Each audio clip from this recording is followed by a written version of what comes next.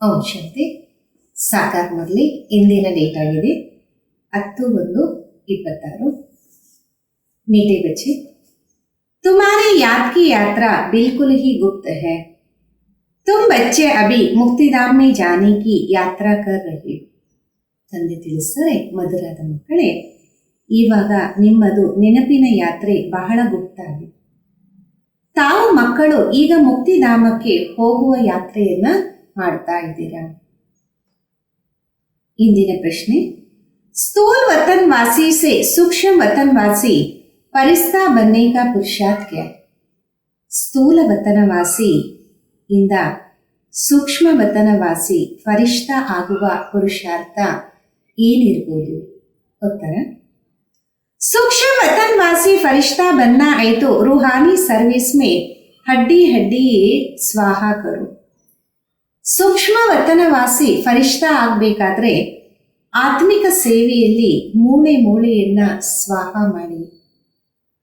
बिना हड्डी स्वाहा किए फरिश्ता नहीं बन सकते, क्योंकि फरिश्ता बिगर हड्डी मांस के होते हैं. ಮೂಳೆಗಳನ್ನ ಸ್ವಾಹ ಮಾಡಿಲ್ಲ ಅಂದರೆ ಫರಿಷ್ಠ ಆಗೋದಿಕ್ಕೆ ಸಾಧ್ಯ ಇಲ್ಲ. ಯಾಕೆಂದರೆ ಫರಿಷ್ಠ ಮೂಳೆ ಮಾಂಸ ಇಲ್ಲದೆ ಇರುತ್ತಲ್ಲ. इस बेहद की सेवा में दधीची की ऋषि तरह हड्डी हड्डी लगाना, तभी व्यक्त से अव्यक्त बनेंगे. ಈ ಅನಂತವಾದ ಸೇವೆಯಲ್ಲಿ ದಧೀಚಿ ಋಷಿ ಸಮಾನ. ಮೂಳೆ ಮೂಳೆಯನ್ನು ಸಹ ತೊಡಗಿಸಿ, ಆಗ ವ್ಯಕ್ತದಿಂದ ಅವ್ಯಕ್ತರಾಗ್ತೀರಾ. ಹಾಡಾಗಿದೆ. ಧೀರಜ ದರ್ ಮನವ ಧೀರಜ ದರ್ ತುಮಾರಿ ಸುಖಕ್ಕೆ ದಿನ್ ಆಯೇಕಿ.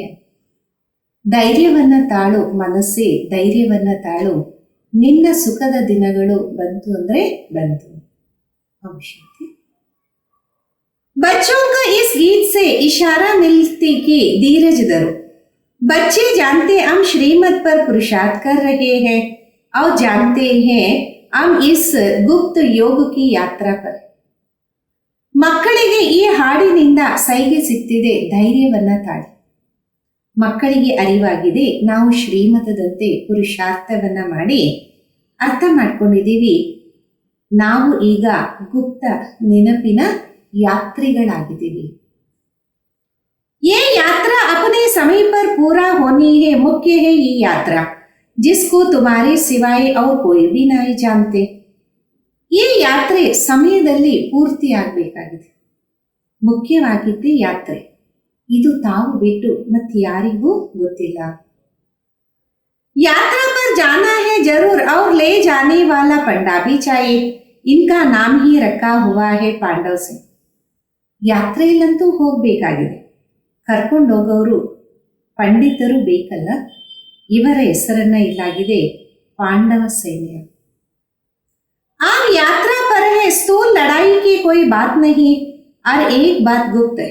ಈಗಂತೂ ಯಾತ್ರೆಯಲ್ಲಿದೆ, ಸ್ಥೂಲ ಯುದ್ಧದ ಮಾತೇ ಇಲ್ಲ, ಪ್ರತಿಯೊಂದು ಮಾತು ಗುಪ್ತ ಆಗಿದೆ. यात्रा भी बड़ी गुप्त है, शास्त्रों में भी है. बाबा कहते मुझे याद करो तो मेरे पास आकर पहुंच जाएंगे. ये यात्रा तो हुई ना. ಯಾತ್ರೆನೂ ಬಹಳ ಗುಪ್ತವಾಗಿದೆ. ಶಾಸ್ತ್ರಗಳಲ್ಲೂ ಇದೆ, ತಂದೆನೂ ತಿಳಿಸಿದರೆ ನನ್ನನ್ನ ನೆನಪು ಮಾಡಿದಾಗ ನನ್ನ ಹತ್ರ ಬಂದು ತಲುಪ್ತೀರ. ಇದು ಯಾತ್ರೆ ಆಯ್ತಲ್ಲ. बाप सब शास्त्रों का सार बताते, प्रैक्टिकल में एक्ट में ले आते हैं. ತಂದೆ ಎಲ್ಲಾ ಶಾಸ್ತ್ರಗಳ ಸಾರವನ್ನು ತಿಳಿಸ್ತಾರೆ, प्रैक्टिकल कर्मದಲ್ಲಿ ತರ್ತಾರೆ. हम आत्माओं को यात्रा पर जाना है अपनी निर्वाण धाम. विचार करो तो समझ सकते. ನಾವು ಆತ್ಮಗಳು ಯಾತ್ರೆಯಲ್ಲಿ ಹೋಗಬೇಕು ನಿರ್ವಾಣ ಧಾಮಕ್ಕೆ. ವಿಚಾರ ಮಾಡಿ ಅರ್ಥ ಆಗತ್ತೆ. ये है मुक्तिधाम की सच्ची यात्रा. सब चाहते हम मुक्तिधाम में जाए. ಇದಾಗಿದೆ ಮುಕ್ತಿಧಾಮಕ್ಕೆ ಸತ್ಯವಾದ ಯಾತ್ರೆ. ಎಲ್ಲರೂ ಇಷ್ಟಪಡ್ತಾರೆ ನಾವು ಮುಕ್ತಿಧಾಮವನ್ನ ಸೇರೋಣ. ये यात्रा करने के लिए कोई मुक्तिधाम का रास्ता बताए, परंतु बाबा तो अपने समय पर आपे ही आते, जिस समय को कोई जानते नहीं. ಯಾತ್ರೆಯನ್ನ ಮಾಡೋಕ್ಕೋಸ್ಕರ ಅಂತಾರೆ ಮುಕ್ತಿಧಾಮದ ದಾರಿಯನ್ನ ತೋರಿಸ್ಲಿ ಅಂತ. ಆದರೆ ತಂದೆ ತನ್ನ ಸಮಯದಂತೆ ತಾವೇ ಬರ್ತಾರೆ, ಈ ಸಮಯದ ಅರಿವು ಯಾರಿಗೂ ಇಲ್ಲ. बाप आकर समझाते तो बच्चों को निश्चय होता बरोबर ये सच्ची यात्रा है जो गाई हुई. ತಂದೆ ಬಂದು ತಿಳಿಸ್ಕೊಡ್ತಾರೆ, ಮಕ್ಕಳಿಗೆ ನಿಶ್ಚಯ ಆಗುತ್ತೆ, ಖಚಿತವಾಗಿ ಸತ್ಯವಾದ ಯಾತ್ರೆ ಅಂತ ಗಾಯನ ಮಾಡಲಾಗತ್ತೆ.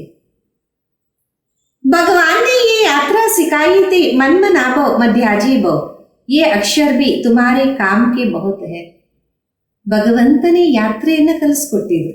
ಮನ್ಮನಾಭವ ಮಧ್ಯಾಜಿ ಭವ, ಈ ಅಕ್ಷರ ತಮ್ಮ ಕೆಲಸಕ್ಕೆ ಬರುತ್ತೆ. सिर्फ किसने कहा ये भूल कर दे, कहते देह सहित देह के सब संबंधों को भूल जाओ. ಆದ್ರೆ ಯಾರು ತಿಳಿಸಿದ್ರು ಇದನ್ನ ಮರ್ತೋಗಿದ್ದಾರೆ. ಹೇಳಾಗತ್ತೆ, ದೇಹ ಸಹಿತ ದೇಹದ ಎಲ್ಲಾ ಸಂಬಂಧವನ್ನ ಮರಿ. इनको ब्रह्मा को भी देख है, इनको भी समझाने वाला दूसरा है, जिसको अपना देह नहीं वो बाप है विचित्र, उनको कोई चित्र नहीं और तो सबके चित्र है. ಇವರಿಗೆ ಅಂದ್ರೆ ಬ್ರಹ್ಮ ಬಾಬವ್ರಿಗೂ ದೇಹ ಇದೆ, ಇವರಿಗೂ ತಿಳಿಸುವಂತವರು ಮತ್ತೊಬ್ಬರು ಇರ್ಬೋದು, ಅವರಿಗೆ ದೇಹ ಇಲ್ಲ. ತಂದೆ ವಿಚಿತ್ರ ಆಗಿದರೆ ಅವರಿಗೆ ಎಂಥದೇ ಚಿತ್ರ ಇದೆ, ಮತ್ತೆ ಎಲ್ಲರಿಗೂ ಚಿತ್ರ ಇದೆ. सारी दुनिया चित्रशाला विचित्र और चित्र अर्थात जीव और आत्मा का ये मनुष्य स्वरूप बना हुआ है. ಇಡೀ ಪ್ರಪಂಚ ಚಿತ್ರಶಾಲೆಯಾಗಿದೆ. ವಿಚಿತ್ರ ಮತ್ತು ಚಿತ್ರ ಅಂದರೆ ಜೀವ ಮತ್ತು ಆತ್ಮ, ಇದು ಮನುಷ್ಯನ ಸ್ವರೂಪ ತಯಾರು ಮಾಡಲಾಗಿದೆ. तो वो बाप है विचित्र समझते हैं, मुझे इस चित्र का आधार लेना पड़ते. ತಂದೆ ಆಗಿದರೆ ವಿಚಿತ್ರ ತಿಳಿಸಲಾಗತ್ತೆ, ನಾನು ಈ ಚಿತ್ರದ ಆಧಾರವನ್ನ ಪಡ್ಕೋಬೇಕಾಗತ್ತೆ. बरोबर शास्त्रों में है, भगवान ने कहा था जबकि महाभारत लड़ाई भी लगी हुई थी, राजयोग सिखाए थे, जरूर राजाई स्थापन हुई थी, अभी तो राजाई है. ಖಂಡಿತವಾಗಿ ಶಾಸ್ತ್ರಗಳಿದೆ, ಭಗವಂತ ತಿಳಿಸಿದ್ರು ಯಾವಾಗ ಮಹಾಭಾರತ ಯುದ್ಧ ಆಗಿತ್ತು ಅಂತ, ರಾಜಯೋಗವನ್ನ ಕಲಿಸಿದ್ರು, ರಾಜ್ಯದ ಸ್ಥಾಪನೆ ಆಗಿತ್ತು ಅಂತ. ಈಗಂತೂ ರಾಜ್ಯ ಇಲ್ವಲ್ಲ. राजयोग भगवान ने सिखाया था नई दुनिया के लिए, क्योंकि विनाश सामने खड़ा है, समझाया जाता ऐसा हुआ था जबकि स्वर्ग की स्थापना. ರಾಜಯೋಗ ಭಗವಂತನೇ ಕಲಿಸ್ಕೊಟ್ಟಿದ್ರು ಹೊಸ ಪ್ರಪಂಚಕ್ಕೋಸ್ಕರ. ಯಾಕೆಂದ್ರೆ ವಿನಾಶನ ಮುಂದೆ ನಿಂತಿದೆಯಲ್ಲ, ತಿಳಿಸಲಾಗತ್ತೆ ಆ ರೀತಿ ಆಗಿತ್ತು ಅಂತ ಯಾವಾಗ ಸ್ವರ್ಗದ ಸ್ಥಾಪನೆ ಆಗಿತ್ತು. वो लक्ष्मी नारायण का राज्य स्थापन हुआ था, अभी तुम्हारे बुद्धि में है, सतयुग था अभी कलयुग है. ಲಕ್ಷ್ಮೀ ನಾರಾಯಣರ ರಾಜ್ಯ ಸ್ಥಾಪನೆ ಆಗಿತ್ತು, ಈಗ ತಮ್ಮ ಬುದ್ಧಿಯಲ್ಲಿದೆ. ಸತ್ಯುಗ ಇತ್ತು, ಈಗ ಕಲಿಯುಗ ಇದೆ. फिर बाप वही बातें समझाते, ऐसे तो कोई कह ना सके कि मैं परमधाम से आया हूँ, तुमको वापस ले जाना पड़े. ಮತ್ತೆ ತಂದೆನೇ ಈ ಎಲ್ಲಾ ವಿಷಯಗಳನ್ನ ತಿಳಿಸಲಾಗತ್ತೆ. ಈ ರೀತಿ ಯಾರು ಹೇಳಕ್ ಸಾಧ್ಯ ಇಲ್ಲ, ನಾನು ಪರಂಧಾಮದಿಂದ ಬಂದಿದ್ದೀನಿ, ತಮ್ಮನ್ನ ವಾಪಸ್ಸು ಕರ್ಕೊಂಡು ಹೋಗಕ್ಕೆ. परमपिता परमात्मा ही कह सकते हैं ब्रह्मा द्वारा, और किसी के द्वारा भी कह नहीं सकते. सूक्ष्म वतन में है ही ब्रह्मा विष्णु शंकर. ಪರಮಪಿತ ಪರಮಾತ್ಮನೇ ತಿಳಿಸ್ಬೋದು, ಮತ್ತಾರು ತಿಳಿಸಕ್ಕೆ ಸಾಧ್ಯ ಇಲ್ಲ. ಮತ್ತೆ ಸೂಕ್ಷ್ಮ ವತನದಲ್ಲಂತೂ ಬ್ರಹ್ಮ ವಿಷ್ಣು ಶಂಕರರಿದ್ದಾರೆ. ब्रह्मा के लिए समझाया है कि ये है अव्यक्त ब्रह्मा और ये है व्यक्त ब्रह्मा, तुम अभी फरिश्ता बन रहे. ಬ್ರಹ್ಮನಿಗೋಸ್ಕರ ತಿಳಿಸಲಾಗತ್ತೆ, ಅವರಾಗಿದ್ದರೆ ಅವ್ಯಕ್ತ ಬ್ರಹ್ಮ, ಇವರಾಗಿದ್ದರೆ ವ್ಯಕ್ತ, ತಾವು ಸಹ ಫರಿಷ್ಠಾ ಆಗ್ತೀರಾ. फरिश्ते स्थूल वतन में नहीं होते, फरिश्तों की हड्डी मांस होता ही नहीं. ಫರಿಷ್ಠೆಗಳು ಸ್ಥೂಲ ವತನದಲ್ಲಿ ಇರೋದಿಲ್ಲ, ಫರಿಷ್ಠಾಗೆ ಮೂಳೆ ಮಾಂಸ ಇರೋದೇ ಇಲ್ಲ. यहाँ इस रूहानी सर्विस में हड्डी आदि सब खलास कर देते, फिर फरिश्ता बन जाते, अभी तो हड्डी है. ಈಗ ಇಲ್ಲಿ ಆತ್ಮಿಕ ಸೇವೆಯಲ್ಲಿ ಮೂಳೆಗಳೆಲ್ಲ ಸಮಾಪ್ತಿ ಮಾಡಲಾಗತ್ತೆ, ಮತ್ತೆ ಫರಿಷ್ಠ ಆಗ್ತಾರೆ. ಈಗಂತೂ ಮೂಳೆ ಇದೆ ಅಲ್ವಾ ಅಂತಾರೆ. ये भी लिखा हुआ है अपनी हड्डियां भी सर्विस में दे दी, गोया अपनी हड्डियां खलास करते. ಇದನ್ನು ಬರೆಯಲಾಗಿದೆ, ಅವರು ತಮ್ಮ ಒಂದು ಮೂಳೆಯನ್ನ ಸೇವೆಗೆ ನೀಡಿದ್ರು ಅಂತ. ಅಂದರೆ ಮೂಳೆಯನ್ನ ಸಮಾಪ್ತಿ ಮಾಡಿದ್ರು.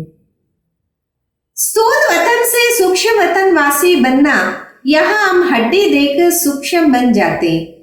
ಸ್ಥೂಲ ವತನದಿಂದ ಸೂಕ್ಷ್ಮ ವತನವಾಸಿ ಆಗುವಂಥದ್ದು.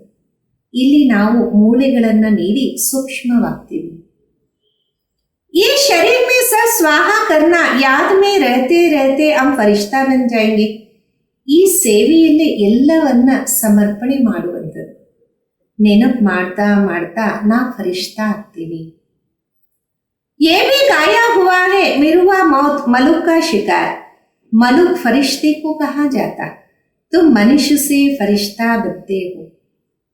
ಇದು ಸಹ ಗಾಯನ ಇದೆ. ಮೃತ್ಯುವಿನ ನಂತರ ಫರಿಶ್ತಾ ಆಗ್ತಾರೆ ಅಂತ. ಅಂದ್ರೆ ತಾವು ಮನುಷ್ಯನಿಂದ ಫರಿಶ್ತಾ ಆಗ್ತೀರಾ. ಅಂದ್ರೆ ಆ ಆತ್ಮಿಕ ಸೇವೆಯಲ್ಲಿ ನಾವು ನಮ್ಮ ಮೂಳೆಯನ್ನ ಸಮರ್ಪಣೆ ಮಾಡಿ ಸೇವೆಯನ್ನ ಮಾಡಿ ಫರಿಶ್ತಾ ಆಗ್ತೀವಿ. तुमको देवता नहीं कह सकते, यह तो तुमको शरीर है. ಸೂಕ್ಷ್ಮ ವತನ್ ಕಾ ವರ್ಣನ್ ಅಭಿ ಹೋತ್. ತಮಗಂತೂ ದೇವತೆ ಅಂತ ಹೇಳಕ್ಕಾಗಲ್ಲ, ಯಾಕೆಂದರೆ ಈಗಂತೂ ಶರೀರ ಇದೆ ಅಲ್ಲ. ಸೂಕ್ಷ್ಮ ವತನದ ವರ್ಣನೆ ಈಗನೇ ನಡೆಯುತ್ತೆ. ಯೋಗ ಮೇ ರಹ ಫಿರ್ ಫರಿಶ್ತಾ ಬನ್ ಜಾತೆ, ಪಿಚಾಡಿ ಮೇ ತುಮ್ ಫರಿಶ್ತಾ ಬನ್ ಜಾಯೆಂಗೆ. ಯೋಗದಲ್ಲಿ ಇರ್ತಾ ಇರ್ತಾ ತಾವು ಫರಿಶ್ತಾ ಆಗ್ಬಿಡ್ತೀರ, ಅಂತ್ಯದಲ್ಲಿ ತಾವು ಫರಿಶ್ತಾ ಆಗ್ತೀರಾ. तुमको सब साक्षात्कार होगा और खुशी होंगी. मनुष्य तो सब काल का शिकार हो जाए. ತಮಗೆಲ್ಲನೂ ಸಾಕ್ಷಾತ್ಕಾರ ಆಗತ್ತೆ, ಖುಷಿನೂ ಇರುತ್ತೆ. ಮನುಷ್ಯರಿಗೆ ಸಮಯದ ಬಗ್ಗೆ ಗೊತ್ತಿದೆ. ಸಮಯದಲ್ಲಿ ಅವರು ಸಿಕ್ಕಾಕೊಂತಾರೆ. ಅಂದರೆ ಸಮಯ ಬಾಯಿಗೆ ಸಿಕ್ಕಾಕೊಂತಾರೆ. तुम्हारे में जो महावीर है वो तो अड़ोल रहेंगे, बाकी क्या क्या होता रहेगा. ತಮ್ಮಲ್ಲೂ ಯಾರು ಮಹಾವೀರರಾಗಿದ್ದಾರೆ ಅವರು ಸ್ಥಿರವಾಗಿರ್ತಾರೆ, ಮತ್ತೆ ಎಲ್ಲೆಲ್ಲಿ ಏನೇನೋ ಆಗ್ತಾ ಇರುತ್ತೆ. विनाश की सीन तो होनी है, अर्जुन तो विनाश का साक्षात्कार हुआ. एक अर्जुन की बात नहीं, ವಿನಾಶದ ಸೀನ್ ಅಂತೂ ಆಗಲೇಬೇಕು. ಅರ್ಜುನ ವಿನಾಶದ ಸಾಕ್ಷಾತ್ಕಾರ ಆಯ್ತಲ್ಲ, ಒಬ್ಬ ಅರ್ಜುನನ ಮಾತಲ್ಲ. तुम बच्चों को विनाश और स्थापना का साक्षात्कार होता, पहले पहले बाबा को भी विनाश का साक्षात्कार. ತಮ್ಮ ಮಕ್ಕಳಿಗೆ ವಿನಾಶ ಮತ್ತು ಸ್ಥಾಪನೆಯ ಸಾಕ್ಷಾತ್ಕಾರ ಆಯಿತು. ಮೊಟ್ಟ ಮೊದಲು ಬಾಬಾ ಅವರಿಗೆ ವಿನಾಶದ ಸಾಕ್ಷಾತ್ಕಾರ ಆಯಿತು. उस समय ज्ञान तो कुछ था ही नहीं, देखा सृष्टि का विनाश हो रहा. ಆ ಸಮಯದಲ್ಲಿ ಜ್ಞಾನ ಏನೂ ಇರಲಿಲ್ಲ, ನೋಡಿದ್ರು ಸೃಷ್ಟಿಯ ವಿನಾಶ ಆಗ್ತಿದೆ. फिर चतुर्भुज का साक्षात्कार हुआ, समझने लगे ये तो अच्छा है. ನಂತರ ಚತುರ್ಭುಜದ ಸಾಕ್ಷಾತ್ಕಾರ ಆಯಿತು, ಅನ್ಕೊಂಡ್ರು ಇದಂತೂ ಬಹಳ ಚೆನ್ನಾಗಿದೆ. विनाश के बाद अब विश्व के मालिक बनते तो खुशी हुई. अभी ये दुनिया नहीं जानती कि विनाश तो अच्छा है ना. ವಿನಾಶದ ನಂತರ ನಾವು ವಿಶ್ವದ ಮಾಲೀಕರಾಗ್ತೀವಿ, ಆಗ ಖುಷಿ ಆಯಿತು. ಈಗ ಪ್ರಪಂಚದವರಿಗೆ ವಿನಾಶದ ನಂತರ ಒಳ್ಳೆಯದಾಗತ್ತೆ ಅನ್ನೋದು ಗೊತ್ತಿಲ್ಲ. पीछे के लिए प्रयत्न करते परंतु आखिरी विनाश तो होना ही है ना. ಶಾಂತಿಗೋಸ್ಕರ ಪ್ರಯತ್ನವನ್ನ ಮಾಡ್ತಿರ್ತಾರೆ, ಕೊನೆಗೂ ವಿನಾಶ ಅಂತೂ ಆಗಲೇಬೇಕಲ್ಲ. याद करते हैं पतित पावन आवो तो बाबा आएंगे जरूर, आकर पावन दुनिया स्थापन करें जिसमें हम राजाई करें. ನೆನಪು ಮಾಡುತ್ತಾರೆ, ಪತಿತ ಪಾವನ ಬನ್ನಿ ಅಂತ. ತಂದೆ ಬಂದಿದ್ದಾರೆ, ಖಂಡಿತ ಬಂದು ಪಾವನ ಪ್ರಪಂಚದ ಸ್ಥಾಪನೆ ಮಾಡ್ತಾರೆ, ಇದರಲ್ಲಿ ರಾಜ್ಯವನ್ನ ಮಾಡಬೇಕು. ये तो अच्छा है, ಪತಿತ ಪಾವನ್ को क्यों याद करते, क्योंकि दुख है. ಇದಂತೂ ಒಳ್ಳೇದಲ್ವಾ. ಪತಿತ ಪಾವನನನ್ನ ಯಾಕೆ ನೆನಪು ಮಾಡಬೇಕು, ಯಾಕೆಂದರೆ ದುಃಖ ಇದೆ. पावन दुनिया में देवताएं, पति दुनिया में तो देवताओं के पैर आ नहीं सकता, तो जरूर पति दुनिया का विनाश होना चाहिए. ಪಾವನ ಪ್ರಪಂಚದಲ್ಲಿ ದೇವತೆಗಳು, ಪತಿತ ಪ್ರಪಂಚದಲ್ಲಿ ದೇವತೆಗಳ ಕಾಲು ಇರೋದಿಲ್ಲ. ಅಂದಮೇಲೆ ಖಂಡಿತ ಪತಿತ ಪ್ರಪಂಚದ ವಿನಾಶ ಆಗಬೇಕು. गाया हुआ भी है महाविनाश हुआ उसके बाद क्या होता, एक धर्म की स्थापना सो तो ऐसे होंगी न. ಗಾಯನನೂ ಇದೆ ಮಹಾವಿನಾಶ ಆಯಿತು ಅಂತ. ಅದರ ನಂತರ ಏನಾಯಿತು, ಒಂದು ಧರ್ಮದ ಸ್ಥಾಪನೆ, ಅದಂತೂ ಆಗಲೇಬೇಕಲ್ಲ. यहाँ से राजयोग सीखेंगे विनाश होगा बाकी भारत में कौन बचेगा. ಇಲ್ಲಿಂದ ರಾಜಯೋಗವನ್ನು ಕಲಿತಾರೆ. ವಿನಾಶದ ನಂತರ ಬಾಕಿ ಭಾರತದಲ್ಲಿ ಯಾರು ಮಿಕ್ತಾರೆ. जो राजयोग सीखते नॉलेज देते वही बचेंगे. विनाश तो सबका होना है इसमें डरने की बात नहीं. ಯಾರು ರಾಜಯೋಗವನ್ನು ಕಲಿತಾರೆ, ಜ್ಞಾನವನ್ನು ನೀಡ್ತಾರೆ, ಅವರೇ ಮಿಕ್ತಾರೆ. ವಿನಾಶ ಅಂತೂ ಎಲ್ಲರಿಗೂ ಆಗಬೇಕಾಗಿದೆ, ಇದರಲ್ಲಿ ಭಯದ ಮಾತೇ ಇಲ್ಲ. पथित पावन को बुलाते हैं जबकि वो आते तो खुशी होनी चाहिए. बाप कहते विकारों में मत जाओ. ಪತಿತ ಪಾವನನನ್ನು ಕರೀತಾರೆ, ಯಾಕೆಂದರೆ ಅವರು ಬಂದರೆ ಖುಷಿ ಆಗ್ಬೇಕಲ್ಲ. ತಂದೆ ಅಂತಾರೆ ವಿಕಾರದಲ್ಲಿ ಹೋಗ್ಬೇಡಿ. इन विकारों पर जीत पाओ व दान दे दो तो ग्रहण छूटे. भारत का ग्रहण छूटता जरूर है. ಈ ವಿಕಾರಗಳ ಮೇಲೆ ವಿಜಯವನ್ನ ಪಡೀರಿ ಅಥವಾ ದಾನವನ್ನ ನೀಡಿ, ಆಗ ಗ್ರಹಣ ಬಿಟ್ಟೋಗುತ್ತೆ. ಭಾರತದ ಗ್ರಹಣದಿಂದ ಬಿಡುಗಡೆ ಆಗ್ತೀರಾ. काले से गोरा बनना सतयुग में पवित्र देवता थे वो जरूर यहाँ बनेंगे न. ಶಾಮನಿಂದ ಸುಂದರ ಬೆಳ್ಳಗಾಗಬೇಕಲ್ಲ, ಸತ್ಯುಗದಲ್ಲಿ ಪವಿತ್ರ ದೇವತೆಗಳಿದ್ರು, ಅದು ಸಹ ಇಲ್ಲಿ ತಯಾರಾಗಬೇಕಾಗಿದೆ. तुम जानते हो आप श्रीमत से निर्विकारी बनते भगवान वाचे ये है गुप्त. ಇದು ಸಹ ತಮಗೆ ಅರಿವಿದೆ, ನಾವು ಶ್ರೀಮತದಿಂದ ನಿರ್ವಿಕಾರಿ ಆಗ್ತೇವೆ. ಭಗವಂತನ ಮಹಾವಾಕ್ಯ ಇದು ಗುಪ್ತ ಆಗಿದೆ. श्रीमत पर चलकर तुम बादशाही पाते हो. बाबा कहते तुमको नरसे नारायण बनना है. ಶ್ರೀಮತದಂತೆ ನಡೆದು ತಾವು ರಾಜ್ಯ ಭಾಗ್ಯವನ್ನ ಪ್ರಾಪ್ತಿ ಮಾಡ್ಕೊಳ್ತೀರ. ತಂದೆ ತಿಳಿಸಿದರೆ ನರನಿಂದ ನಾರಾಯಣ ಆಗ್ಬೇಕು. सेकंड में राजाई मिल सकती. शुरू में बच्चियां 4-5 दिन भी ವೈಕುಂಠ ಮೇ ಜಾಕರ್ रहती थी. ಒಂದು ಸೆಕೆಂಡಲ್ಲಿ ರಾಜ್ಯ ಭಾಗ್ಯ ಸಿಕ್ಕಬೇಕಾಗಿದೆ. ಆರಂಭದಲ್ಲಿ ಮಕ್ಕಳು 4-5 ದಿನ ವೈಕುಂಠದಲ್ಲಿ ಹೋಗಿ ಇರ್ತಿದ್ರು. शिव बाबा आकर बच्चों को वैकुंठ का भी साक्षात्कार कराते. देवताएं आते थे कितना मान शान से. ಶಿವ ಬಾಬಾ ಬಂದು ಮಕ್ಕಳಿಗೆ ವೈಕುಂಠದ ಸಾಕ್ಷಾತ್ಕಾರವನ್ನು ಮಾಡಿಸ್ತಾರೆ. ದೇವತೆಗಳು ಬರ್ತಿದ್ರು, ಎಷ್ಟೊಂದು ಗೌರವ ನಶೆಯಲ್ಲಿ ಇರ್ತಿದ್ರು. तो बच्चों को दिल अंदर लगता बरोबर गुप्त वेश में आने वाला बाबा हमको समझा रहे. ಬ್ರಹ್ಮ ತನ್ಮೆ ಆತ. ಮಕ್ಕಳಿಗೂ ಹೃದಯದಲ್ಲಿ ಅನಿಸ್ತಾ ಇರ್ಬೋದು, ಖಂಡಿತವಾಗಿ ಗುಪ್ತ ವೇಷದಲ್ಲಿ ಬರುವಂಥವರು ತಂದೆನೇ, ಅವರೇ ನಮಗೆ ತಿಳಿಸ್ತಾ ಇದ್ದಾರೆ. ಬ್ರಹ್ಮನ ತನುವಿನಲ್ಲಿ ತಿಳಿಸ್ಕೊಡ್ತಾರೆ. ಬ್ರಹ್ಮ ಕಾ ತಂತು ಯಹಾ ಚಾಹಿಯೆ ಪ್ರಜಾಪಿತ ಬ್ರಹ್ಮ ದ್ವಾರ ಸ್ಥಾಪನ. ಬ್ರಹ್ಮನ ತನುನು ಇಲ್ಲೇ ಅವಶ್ಯಕತೆ ಇದೆ. ಪ್ರಜಾಪಿತ ಬ್ರಹ್ಮನಿಂದ ಸ್ಥಾಪನೆ. बाबा ने समझाया कोई भी आते है तो उनसे पूछो किसके पास आते हो, बीके के पास. ತಂದೆ ತಿಳಿಸ್ಕೊಟ್ಟಿದ್ರು, ಯಾರೇ ಬಂದ್ರೆ ಅವರನ್ನ ಕೇಳಿ, ನೀವು ಯಾರ ಹತ್ರ ಬಂದಿದ್ದೀರಾ, बीके ಹತ್ರ ಬಂದಿದ್ದೀರಾ. अच्छा ब्रह्मा का नाम कभी सुना, ಪ್ರಜಾಪಿತಾ ತೋ ಹೇನ. ಒಳ್ಳೆಯದು, ತಾವು ಬ್ರಹ್ಮನ ಹೆಸರನ್ನ ಎಂದಾದ್ರೂ ಕೇಳಿದ್ರ? ಪ್ರಜಾಪಿತ ಇದೆಯಲ್ಲ. आप सब उनके आकर बने हैं, जरूर आगे भी बने थे. ನಾವು ಅವರ ಮಕ್ಕಳಾಗಿದ್ವಿ, ಮೊದಲು ಆಗಿದ್ವಿ. ब्रह्मा द्वारा स्थापना तो साथ में ब्रह्मा भी चाहिए. बाप ब्रह्मा द्वारा किसको समझाते, शूद्रों को तो नहीं समझाएंगे ना. ಬ್ರಹ್ಮನ ಮುಖಾಂತರ ಸ್ಥಾಪನೆ ಅಂದ ಮೇಲೆ ಬ್ರಹ್ಮನು ಅವಶ್ಯಕತೆನೇ ಅಲ್ವಾ. ತಂದೆ ಬ್ರಹ್ಮನ ಮುಖಾಂತರ ಯಾರು ತಿಳಿಸ್ಕೊಡ್ತಿದ್ದಾರೆ, ಶೂದ್ರರಿಗಂತೂ ತಿಳಿಸ್ಕೊಡಲ್ವಲ್ಲ. ये है ब्रह्मा मुख वंशावली ब्राह्मण. शिव बाबा ने ब्रह्मा द्वारा हमको अपना बनाया.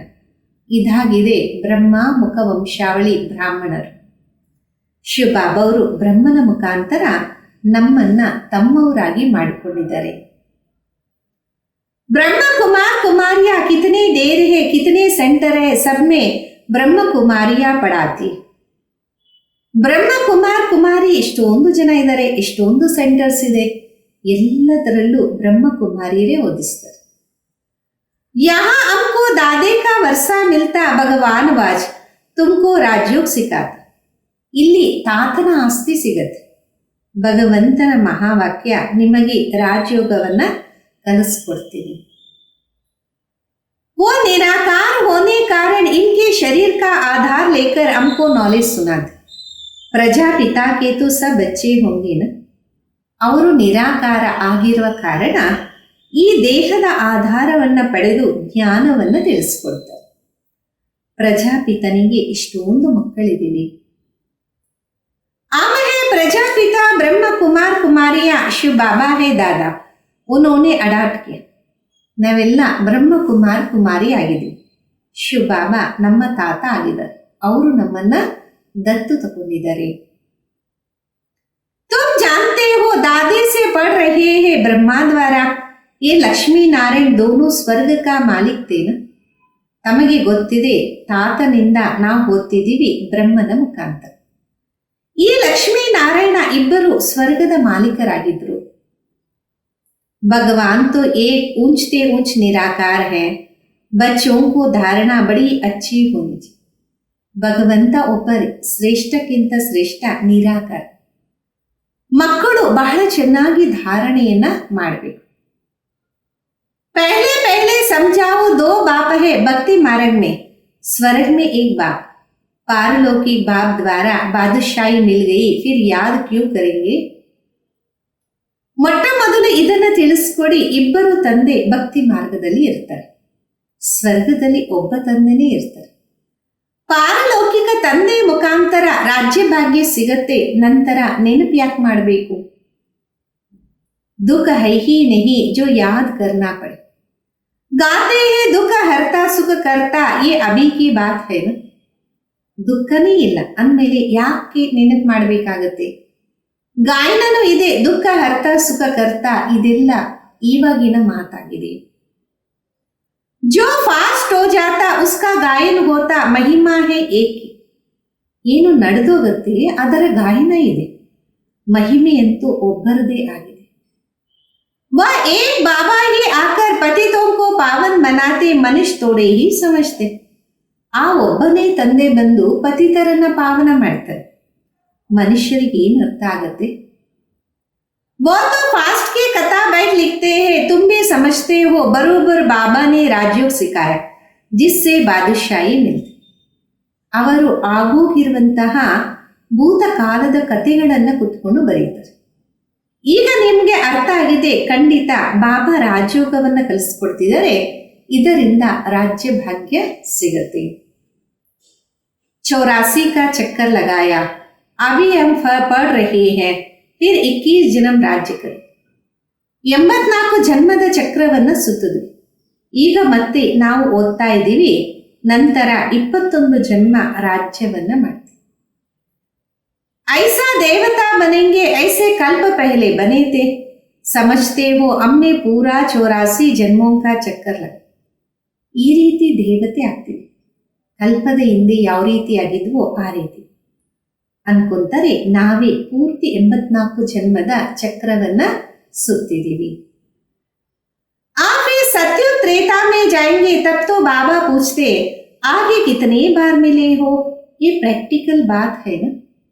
ಈಗ ಮತ್ತೆ ಸತ್ಯುಗ ತ್ರೈತಾದಲ್ಲಿ ತಲುಪ್ತೀವಿ, ಅದಕ್ಕೆ ಬಾಬಾ ಕೇಳ್ತಾರೆ, ಎಷ್ಟು ಸಲ ಮಿಲನ ಮಾಡಿದ್ದೀರಾ. ಇದೆಲ್ಲ ಪ್ರಾಕ್ಟಿಕಲ್ ಮಾತಲ್ವಾ.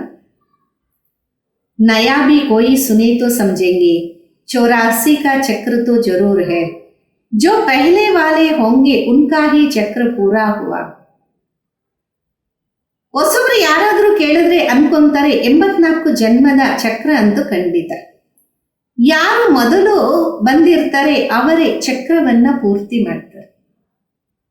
बुद्धि से काम लेना, इस मकान में इस ड्रेस में बाबा हम आपसे अनेक बार मिले हैं और मिलते ही रहे.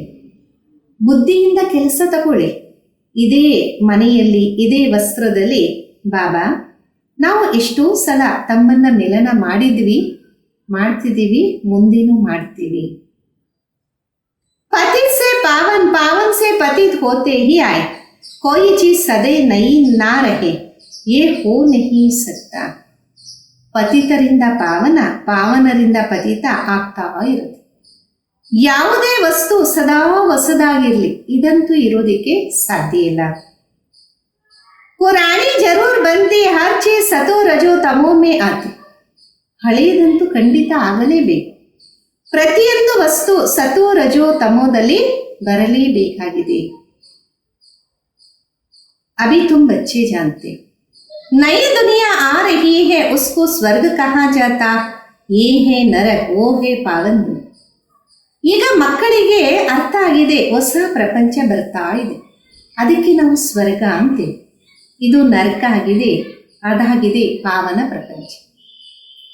बहुत पुकारते ए पतित पावन, हमको आकर पावन बनाओ, क्योंकि दुख ಜಾಸ್ತಿ ಹೋತಾ जा रहा है.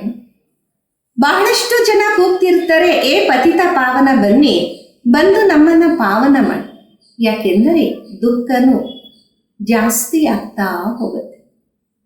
परंतु ये समझते नहीं, हम ही पूज्यते फिर पुजारी बने, ದ್ವಾಪರ ಮೇ ಪೂಜಾರಿ ಬನೆ. ಆದ್ರೆ ಇದನ್ನ ಅರ್ಥ ಮಾಡ್ಕೊಳಲ್ಲ. ನಾವೇ ಪೂಜ್ಯರಾಗಿದ್ವಿ, ಮತ್ತೆ ಪೂಜಾರಿ ಆಗ್ತೀವಿ. ದ್ವಾಪರದಲ್ಲಿ ಪೂಜಾರಿ ಆಗಿದ್ವಿ. अनेक धर्म होते गए, बरोबर पतित से पावन, पावन से पतित होते गए. भारत के ऊपर ही खेल है. ಅನೇಕ ಧರ್ಮಗಳು ಆಗ್ತಾ ಬಂತು. ಖಂಡಿತವಾಗಿ ಪತಿತರಿಂದ ಪಾವನ, ಪಾವನರಿಂದ ಪತಿತ ಆಗ್ತಾ ಬಂತು. ಭಾರತದ ಮೇಲೇನೆ ಈ ಆಟ ನಡೀತಾ ಬಂತು. तुम बच्चों को अब स्मृति आई, अब तुम शिव जयंती मनाते हो, बाकी और कोई शिव को जानते ही नहीं. ಈಗ ಮಕ್ಕಳಿಗೆ ನೆನಪು ಬಂದಿದೆ, ನಾವು ಶಿವ ಜಯಂತಿಯನ್ನ ಆಚರಣೆ ಮಾಡ್ತೀವಿ, ಬಾಕಿ ಮತ್ತಾರಿಗೂ ಶಿವನ ಬಗ್ಗೆ ಅರಿವೇ ಇಲ್ಲ. ನಮಗೆ ಗೊತ್ತಿದೆ ಅಲ್ಲ. ಬರೋಬರ್ हमको राजयोग सिखाते, ಬ್ರಹ್ಮ ದ್ವಾರ ಸ್ವರ್ಗ ಕಿ ಸ್ಥಾಪನಾ ಹೋರ್. ಖಂಡಿತವಾಗಿ ರಾಜಯೋಗವನ್ನು ಕಲಿಸ್ತಾ ಇದ್ದಾರೆ.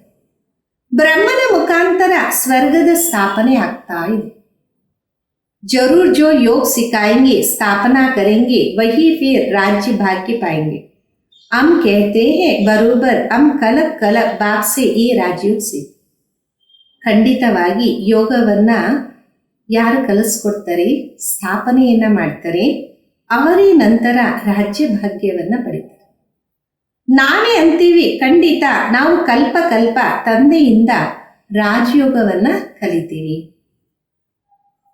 बाबा ने समझा, अभी ये 84 जन्मों का चक्र पूरा होता, फिर नया चक्र लगाना है.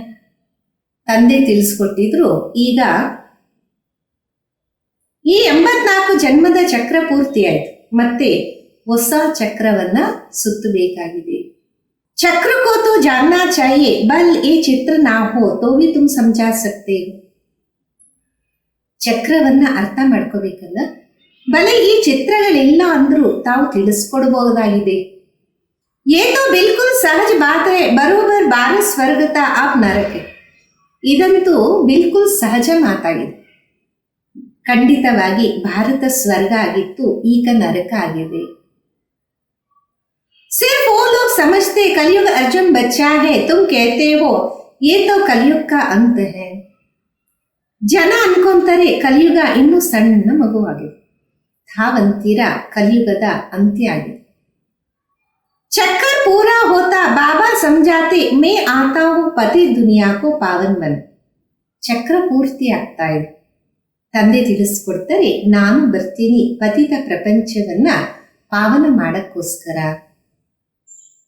तुम जानते हो हमको पावन दुनिया में जाना है, तुम मुक्ति, जीवन मुक्ति, शांति धाम, सुख धाम और दुख धाम को भी समझते. ತಮಗೆ ಗೊತ್ತಿದೆ ನಾವು ಪಾವನ ಪ್ರಪಂಚಕ್ಕೆ ಹೋಗ್ಬೇಕು. ತಾವು ಮುಕ್ತಿ, ಜೀವನ್ ಮುಕ್ತಿ, ಶಾಂತಿಧಾಮ, ಸುಖಧಾಮ ಮತ್ತು ದುಃಖಧಾಮವನ್ನ ಅರ್ಥ ಮಾಡ್ಕೊಂಡಿದ್ದೀರಾ. ಪರಂತು ತಕ तकदीर में नहीं है तो फिर क्या नहीं करते, क्यों ना हम सुखधाम में जाए. ಅದೃಷ್ಟದಲ್ಲಿ ಇಲ್ಲ ಅಂದ್ರೆ ಆಲೋಚನೆನೂ ಮಾಡಲ್ಲ. ನಾವು ಯಾಕೆ ಸುಖಧಾಮವನ್ನ ತಲುಪಬಾರದು. बरोबर हम आत्माओं का घर वह शांति धाम है. वहां आत्माओं को ऑर्गन्स ना होने कारण कुछ बोलती नहीं. ಖಂಡಿತವಾಗಿ ನಮ್ಮ ಆತ್ಮಗಳ ಮನೆ ಶಾಂತಿಧಾಮ ಆಗಿದೆ. ಅಲ್ಲಿ ನಾವು ಆತ್ಮಗಳು ಕರ್ಮೇಂದ್ರಿಯ ರಹಿತ ಇರ್ತೀವಿ, ಮಾತು ಮಾತಾಡಲ್ಲ. ಶಾಂತಿ वहां सबको मिलती. सत्युग है एक धर्म. ये अनादि अविनाशी वर्ल्ड ड्रामा है जो चक्कर लगता ही रहता. ಶಾಂತಿಧಾಮ, ಶಾಂತಿ ಎಲ್ಲರಿಗೂ ಸಿಗುತ್ತೆ. ಸತ್ಯುಗದಲ್ಲಿ ಒಂದೇ ಧರ್ಮ ಇರುತ್ತೆ. ಈ ಅನಾದಿ ಅವಿನಾಶಿ ಡ್ರಾಮದ ಚಕ್ರವನ್ನ ನಾವು ತಿರುಗ್ತಾ ಇರ್ತೀವಿ. ಆತ್ಮ ಕभी विनाश नहीं होती. शांति धाम में भी थोड़ा समय ठहरना ही पड़े. ये बहुत समझने की बात. ಆತ್ಮ ಎಂದೂ ವಿನಾಶವನ್ನ ಪಡೆಯೋದಿಲ್ಲ. ಶಾಂತಿಧಾಮದಲ್ಲಿ ಸ್ವಲ್ಪ ಸಮಯ ನಿಲ್ಬೇಕಾಗುತ್ತೆ. ಇದೆಲ್ಲ ಅರ್ಥ ಮಾಡಿಕೊಳ್ಳುವ ವಿಷಯ. कलयुग है दुखधाम. कितने अनेक धर्म है, कितने अंगामे हैं. जब बिल्कुल दुखधाम होता तभी बाबा आकर समझा. ಕಲಿಯುಗ ಆಗಿದೆ ದುಃಖಧಾಮ. ಇಲ್ಲಿ ಅನೇಕ ಧರ್ಮಗಳು, ಎಷ್ಟೊಂದು ಕಲಹ ಇರುತ್ತೆ. ಯಾವಾಗ ಬಿಲ್ಕುಲ್ ದುಃಖಧಾಮ ಆಗುತ್ತೆ ಆಗ ಬಾಬಾ ಬರ್ತಾರೆ. दुखधाम के बाद फुल सुखधाम. शांति धाम से हम आते हैं सुखधाम में, फिर दुखधाम बन. ದುಃಖಧಾಮದ ನಂತರ ಮತ್ತೆ ಫುಲ್ ಸುಖಧಾಮ. ಶಾಂತಿಧಾಮದಿಂದ ನಾವು ಬರ್ತೀವಿ ಸುಖಧಾಮದಲ್ಲಿ, ಮತ್ತೆ ದುಃಖಧಾಮ ತಯಾರಾಗತ್ತೆ. सतयुग में संपूर्ण निर्विकारी ये है संपूर्ण विकार. ये समझाना तो बहुत सहज है ना. ಸತ್ಯೋಗ ಆಗಿದೆ ಸಂಪೂರ್ಣ ನಿರ್ವಿಕಾರ, ಇದಾಗಿದೆ ಸಂಪೂರ್ಣ ವಿಕಾರ. ಇದನ್ನ ತಿಳಿಸ್ಕೊಡೋದು ಬಹಳ ಸಹಜ ಅಲ್ವಾ. हिम्मत चाहिए, कहाँ भी जाकर समझाओ. ये भी लिखा हुआ है. हनुमान सत्संग में पीछे जुत्तियों में जाकर बैठता था. ಧೈರ್ಯ ಬೇಕು ಎಲ್ಲಾದ್ರೂ ಹೋಗಿ ತಿಳಿಸಕ್ಕೋಸ್ಕರ. ಇದನ್ನು ಬರೀಲಾಗಿದೆ. ಹನುಮಂತ ಸತ್ಸಂಗದಲ್ಲಿ ಹಿಂದೆ ಚಪ್ಪಲಿ ಹತ್ರ ಹೋಗಿ ಕುತ್ಕೊಂತಿದ್ದ. तो महावीर जो होंगे वो कहाँ भी जाकर युक्ति से सुनेंगे. देखिए क्या बोलते हैं. तुम ड्रेस बदली कर कहाँ भी जा सकते हो, उनका कल्याण कर. ಯಾರು ಮಹಾವೀರರಾಗಿರ್ತಾರೆ ಅವ್ರು ಎಲ್ಲೇ ಬೇಕಿದ್ರೂ ಹೋಗಿ ಯುಕ್ತಿಯಿಂದ ತಿಳಿಸ್ಕೊಡ್ಬೋದಾಗಿ. ನೋಡಬೇಕು ಅವ್ರು ಏನು ಹೇಳುತ್ತಾರೆ. ತಾವು ಬೇರೆ ವಸ್ತ್ರವನ್ನ ಪರಿವರ್ತನೆ ಮಾಡ್ಕೊಂಡು ಹೋಗ್ಬೋದು ಅವರ ಕಲ್ಯಾಣವನ್ನ ಮಾಡಕ್ಕೋಸ್ಕರ. बाबा भी गुप्त वेश से तुम्हारा कल्याण कर रहे. मंदिरों में कहाँ भी निमंत्रण मिलता है तो जाकर समझाना. ತಂದೆನು ಗುಪ್ತ ವೇಷದಲ್ಲಿ ಬಂದು ತಮ್ಮ ಒಂದು ಕಲ್ಯಾಣವನ್ನ ಮಾಡ್ತಿದ್ದಾರೆ. ಮಂದಿರಗಳಲ್ಲಿ ಎಲ್ಲಾದ್ರೂ ನಿಮಂತ್ರಣ ಸಿಕ್ಕಿದ್ರೆ ಅಲ್ಲಿ ಹೋಗಿ ತಿಳಿಸ್ಕೊಡ್ಬೇಕು. दिन प्रतिदिन तुम होशियार होते जाते. सबको बाबा का परिचय तो देना है, ट्रायल करनी होती. ದಿನ ಪ್ರತಿದಿನ ತಾವು ಹುಷಾರಾಗ್ತಾ ಹೋಗ್ತಿರ. ಎಲ್ಲರಿಗೂ ತಂದೆಯ ಪರಿಚಯವನ್ನ ಕೊಡಲೇಬೇಕು, ಟ್ರೈ ಮಾಡ್ತಾ ಇರಬೇಕು. ये तो गाया हुआ है पिछाड़ी में सन्यासी राजाए आदि आए. ಇದು ಒಂದು ಗಾಯನ ಇದೆ. ಅಂತ್ಯದಲ್ಲಿ ಸನ್ಯಾಸಿಗಳು ರಾಜರು ಎಲ್ಲರೂ ಬರ್ತಾರೆ. बाबा जनक को सेकंड में जीवन मुक्ति मिली. वो फिर जाकर त्रेता में अनु जनक बना. ರಾಜ ಜನಕನಿಗೆ 1 ಸೆಕೆಂಡಲ್ಲಿ ಜೀವನ್ ಮುಕ್ತಿ ಸಿಕ್ತು. ನಂತರ ಆತ ತ್ರೇತಾಯುಗದಲ್ಲಿ ಅಣು ಜನಕ ಆದ. अच्छा, मीठे मीठे सिखिलदे बच्चों प्रति माता पिता बाप दादा का याद प्यार और गुड मॉर्निंग. रूहानी बाप की रूहानी बच्चों को नमस्ते. हम रूहानी बच्चों की रूहानी माता पिता बाप दादा को याद प्यार गुड मॉर्निंग और नमस्ते. धारणेಗೋಸ್ಕರ मुख्य सार. अंतिम विनाश की सीन देखने के लिए अपनी स्थिति महावीर जैसी निर्भय अडोल बनानी है. गुप्त याद की यात्रा में रहे.